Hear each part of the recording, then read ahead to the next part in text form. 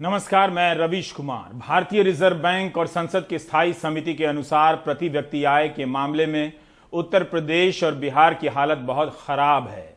ये दोनों ही राज्य सबसे नीचे हैं। भूगोल और आबादी के हिसाब से भी भारत के इन दो बड़े राज्यों में अगर लोगों की कमाई इतनी कम है तो आप समझ सकते हैं कि जीवन स्तर का क्या हाल होगा।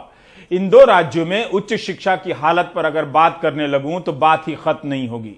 इन दोनों राज्यों के युवाओं का बहुत शुक्रिया अदा करना चाहिए कि उनकी प्राथमिकता में अच्छी पढ़ाई नहीं है, वरना मुझे इस पर बात करने के लिए बहुत मेहनत करनी पड़ती। इन दोनों राज्यों में अगर आप सफल नेता बनना चाहते हैं तो मेरी बात को ध्यान से सुनिए, बल्कि लिखकर पर्स में रख लीजिए। आप हमेशा अतीत के गौरव की बात कीजिए, किसी महापुरुष की मूर्ति या स्मारक की बात कीजिए। ध्यान रहे, किसी महापुरुष को सीधे याद मत कीजिए। पहले घोषित कीजिए कि फला महापुरुष को भुला दिया गया है, आप उसे याद दिलाने के लिए आंदोलन चला रहे हैं। अगर तुरंत कोई महापुरुष का ध्यान नहीं आता है तो किसी की भी मूर्ति बनाकर, अपनी ही मूर्ति बनाकर लगा दीजिए। लोग मान लेंगे कि किसी महापुरुष की ही होगी, तभी तो उनकी मूर्ति बनी है। क्या आप इस मूर्ति का चेहरा पहचानते हैं? कहीं ये रोज रात 9 बजे टीवी में तो नहीं आता है। आपका कुर्ता भी खराब नहीं होगा और आप बड़े नेता बन जाएंगे। मूर्ति लगाने से उन युवाओं में गौरव भाव आता है जो अपने इलाके में घटिया स्कूल, घटिया कॉलेज, घटिया अस्पताल को देखते देखते जीवन से निराश हो चुके होते हैं। भारत के बेरोजगार युवकों को अतीत के गौरव से जो समृद्धि मिलती है उसे दुनिया का कोई अर्थशास्त्री नहीं समझ सकता।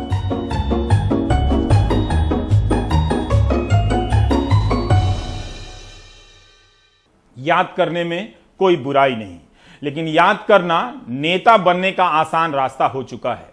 जो अपना फोन नंबर और पासवर्ड याद नहीं रखते, वे किसी महापुरुष को याद रखने और उनकी याद दिलाने में लगे हुए। ट्विटर पर मंत्रियों के हैंडल पर जाकर देखिए, वे रोज किसी न किसी महापुरुष को याद कर रहे हैं। एक दिन में कई बार 2 से अधिक महापुरुषों से प्रेरणा पाने का दावा करते हैं, जबकि उनके काम में इन महापुरुषों का एक भी गुण नहीं झलकता है। पहले लगा था कि केवल बीजेपी महापुरुषों को याद कर रही है, दूसरों ने भुला दिया है। जब तक बीजेपी याद कर रही थी तब तक कहा जा रहा था कि बीजेपी सबको याद करती है, बाकियों ने उन्हें भुला दिया है। किसी की जयंती पर फोटो या मीम ट्वीट कर देना याद करने की सबसे उत्कृष्ट गतिविधि मान ली गई है। सोशल मीडिया के जरिए बीजेपी ने याद करने की राजनीति को नया मोड़ दे दिया, जिससे मुकाबला करने के लिए पिछले कुछ साल से हर दल के नेता हर महापुरुष को याद करने में लगे हैं। कई बार नेता गलत फोटो भी लगा देते हैं, जैसे मार्च 2018 में शशि थरूर ने महावीर स्वामी के बदले गौतम बुद्ध की तस्वीर लगा दी। एक समय था जब कोई पार्टी किसी महापुरुष को याद करती थी तब वह संकेत देती थी कि फला महापुरुष उसकी विचारधारा के करीब है। अब ऐसा नहीं है।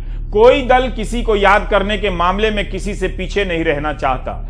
याद किए जाने की इस होड़ में साहित्यकारों को भी शामिल कर लिया गया है। उन्हें शिकायत रहा करती थी कि राजनीतिक समाज कभी याद नहीं करता, लेकिन अब वे काफी खुश होंगे कि उन्हें बीजेपी, कांग्रेस से लेकर जनता दल और हर दल के नेता याद कर रहे हैं।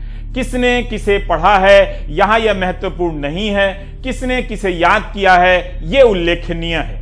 याद करने के तुरंत बाद ही नेता की भाषा से पता चल जाता है कि साहित्य से दूर दूर तक इनका नाता नहीं है। इधर जनता परेशान है कि वोट लेने के बाद नेताजी भूल गए हैं, लेकिन नेताओं ने हर दिन कई महापुरुषों को याद कर दिखा दिया है कि उनकी याददाश्त पूरी तरह सुरक्षित है।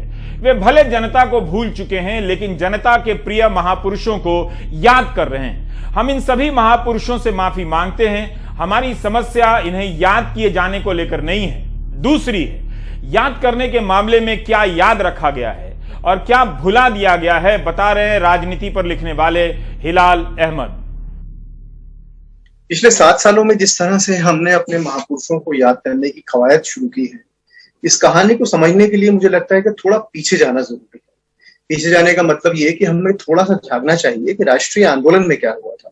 हमें याद रखना पड़ेगा कि हमारा राष्ट्रीय आंदोलन पूरी तरह से राजनीतिक नहीं था, वो बौद्धिक भी था और तमाम तरह के सवालों पर उस दौर में बात हुई थी।